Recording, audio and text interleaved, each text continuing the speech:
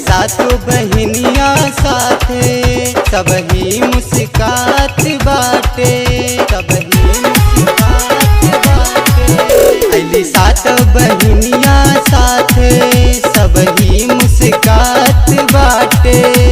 शेर सवारी तीर तलवारी सोहेला हाथे गादा,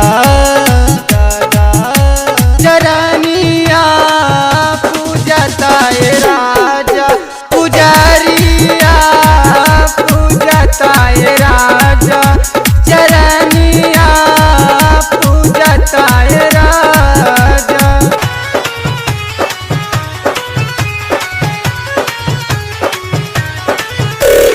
डीजे मनीष रक्सौल। माता अम्बे रनिया के पूजी लचरनिया के, माता अम्बे रनिया के पूजी लचरनिया के।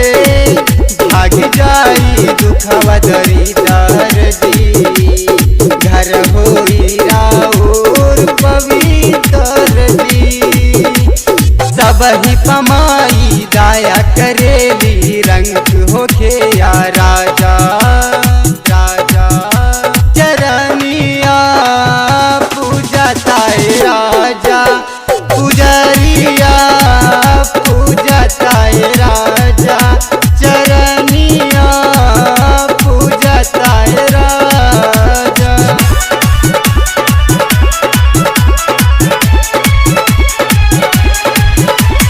डीजे मनीष रक्सौल।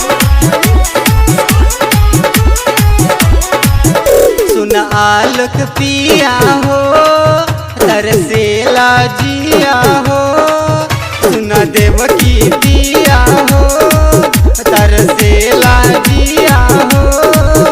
बिन दर्शन रहना पाई बहो, अंकेश संग मैहर जाई बहो। दिलीप बड़ा हर साई बाजा न सुनाई, बाजाई